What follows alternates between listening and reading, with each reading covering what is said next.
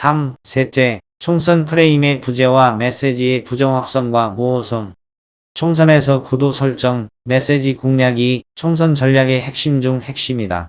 무엇보다 유권자들의 소중한 한 표 지지를 받으려면 당의 영속성, 즉 총선 이후에도 존재할 수 있는 당임을 확인시켜줘야 한다. 유권자들이 팬덤에 홀려서 찍는 무지한 속성이 있긴 하지만 종국에는 한 표의 가치를 매섭게 행사한다. 그런 측면에서 지금까지 새미래당의 총선 전략은 최하점을 면키 어려울 것 같다. 당이 맨 먼저 할 일은 정확하게 이번 총선의 성격을 규정한 다음 그에 맞춘 전략이 세워지고 국민들을 상대로 메시지를 꾸준하게 내보내서 이 당이 신뢰하고 찍을 만한 당임을 각인시켜주는 작업이다. 그렇기에 앞서 지적한 대로 당은 자강력의 바탕하에서 세력화를 시도했어야 했다. 그런데 이낙연이 창당한 새미래당은 자강의 모습보다 외부 세력에 끌려가는 이미지를 거듭거듭해서 보여줬다. 그리고 개혁신당과의 합당 결렬 이후 여기까지는 어느 정도 동정표가 붙은 여지가 있었지만 삼지대 노선에서 갑자기 진짜 민주당 노선으로 선회한 후부터 더욱 더 갈치자 행보를 보여준 게 지지율 바닥에서 못을 박아버린 역할을 해버렸다. 최근까지도 민주당 망명정분이 조국 연대 가능성 따위에 민주당에 대한 미련을 못 버리는 메시지를 보내고 있다. 무슨 연대니, 총선 후가 어쩌니, 우리가 진짜니 하는 메시지는 최악의 홍보 전략이다. 나를 어필해도 모자를 파네. 나의 장점을 알리기보단 남을 의식한 발언을 하고 허구한 날 진짜니 가짜니 타령을 하는데 어떤 유권자가 그 당의 매력을 느끼겠는가. 복잡할 것 없이 마음 편하게 당 사이즈가 크고 목소리 큰 곳에 그냥 붙어버리지 않겠는가. 그나마도 이낙연 대표가 광주 광산을로 출마지를 결정하고 나서 조금씩 메시지도 다듬어지고 직진 행보를 보여준 건 다행스러운 점이다. 내가 이런 불편한 내용을 거론하는 건 까기 위해서가 아니라 호남 정치 복원에 대한 애정이 깊어서다. 이 점을 이해해달라. 최근에 밀고 있는 호남 유권자 상대의 호남 홀대 주장도 다듬어야 할 때가 많다. 호남 홀대를 이슈화하려면 호남의 정치적 소외의 근본적이면서 현실적인 문제를 정확히 짚어내는 통찰력이 필요하다.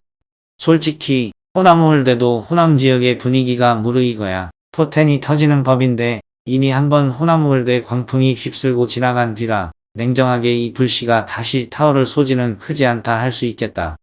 호남홀대가 선거 때만 부르는 각설이 타령이 되지 않도록 민주당 내 호남 차별 문제를 정밀히 다듬어서 호남 유권자들이 쥐어짜임을 당하지 않고 스스로 마음을 열도록 감동을 줘야 한다. 광주 KBS 대담 방송의 이정현의 메시지가 정답이다. 전남 국회의원 10명 중에 6명이 초선 의원입니다. 광주의 최고 다선 의원이 1.5선 2선 의원이고 전남 최고 다선 의원이 2.5선 3선 의원입니다. 국회에서 초선 의원들이 어떻게 당직을 맡을 수 있겠습니까? 국회에서 어떻게 국회직을 맡을 수가 있겠습니까? 그 회의를 못 들어가는데 호남의 현안들에 대해서 어떻게 가서 강력하게 얘기를 전달하고 할 수가 있겠습니까? 이렇게 왜 초선이니까 일 못한다고 또 갈아쳐서 또 초선. 왜 호남 정치가 이렇게 됐습니까? 호남 다선 의원 물갈이와 초선 돌려막기 반복, 이게 지금 민주당 공천 문제를 정확히 짚어내고 있는 핵심 문제다. 이낙연과 새미래당은 이 부분을 활용하면 될 것이다. 특히 이번 총선의 정의를 전략적으로 세팅하는 부분도 너무 미숙하고 우왕좌왕 그 자체다. 최근 안철수, 나경원 등도 지금 수도권 판세가 윤석열 정권에 대한 심판으로 기울어져 있다는 발언을 했다. 선거를 자주 치룬 이 바닥에 잔뼈가 굵은 사람은 다들 그렇게 본다. 그런데 새미래당은 이재명 방탄 비판에만 거의 올인하다시피 하고 있다. 새미래당 서면 브리핑 제목을 봐라. 호남의 반 윤석열 정서를 전혀 활용하지 못하고 있다. 객관적인 시각으로 보면 증오심에 불탄 화풀이 정당으로 밖에 보이지 않는다. 당 차원의 메시지뿐만 아니라 온라인에서 활동하는 수많은 이낙연 지지자들 역시 윤석열 정권에 대한 심판 메시지보다 이재명에 대한 안갚음 얘기들을 훨씬 많이 생산하고 있다. 구민주당 난닝구를 핍박했던 문바들이 난닝구 전철을 밟아가고 있는 모습이라 할까? 이재명이 아무리 싫고 죽일 놈이어도 선거체제로 들어선 후부터는 사사로운 감정을 떠나 전략적이면서 건설적인 이슈를 생산해내야 한다.